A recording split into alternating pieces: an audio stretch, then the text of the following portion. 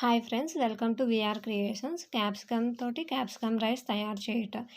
ఇది మార్నింగ్ పిల్లలకి లంచ్ బాక్స్కి ఈజీగా తయారు చేయొచ్చు. అంతేకాకుండా దీంట్లో స్పైసీనెస్ అనేది లేకుండా టేస్ట్ చాలా బాగుంటుంది. పిల్లలు ఇష్టంగా కూడా తింటారు.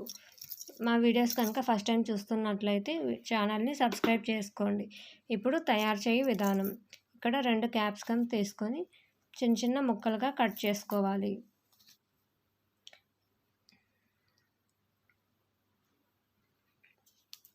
ఇలా కట్ చేసుకున్న దాన్ని ఇప్పుడు ఒక బౌల్లోకి యాడ్ చేసుకోవాలి. తర్వాత ఇక్కడ ఒక ఆనియన్ తీసుకొని ఆనియన్ కూడా చిన్న చిన్న ముక్కలుగా కట్ చేసుకోవాలి. ఇలా కట్ చేసుకున్న దాన్ని పక్కన పెట్టుకొని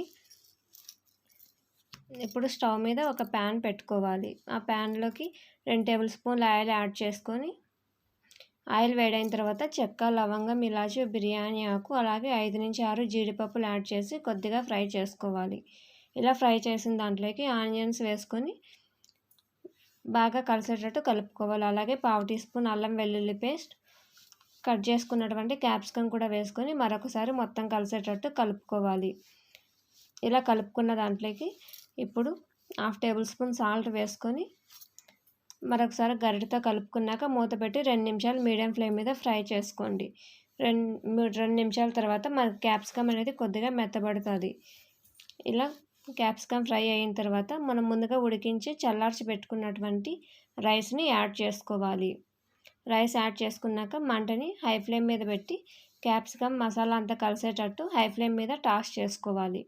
ఇలా చేశాక కొద్దిగా కొత్తిమీర, అలాగే 1 టీ స్పూన్ గరం మసాలా వేసుకొని మరొకసారి మొత్తం కలిసేటట్టు టాస్ చేసుకోవాలి. ఇలా చేసుకున్న దాన్ని ఇప్పుడు మూత పెట్టుకొని 2 నిమిషాలు మీడియం ఫ్లేమ్ మీద ఫ్రై చేసుకోండి. ఆవిరికి మనకు రైస్ అనేది ఫ్లేవర్స్ అంతా పట్టి చాలా బాగా రెడీ అవుతుంది. ఇలా రెడీ చేసుకున్న దాన్ని ఇప్పుడు వేడివేడిగా సర్వింగ్ ప్లేట్లోకి సర్వ్ చేసుకోవాలి. ఈ వీడియో కనుక నచ్చినట్లయితే లైక్ చేయండి, షేర్ చేయండి, సబ్స్క్రైబ్ చేయండి. మరిన్ని వీడియోల కోసం ఛానల్ని సబ్స్క్రైబ్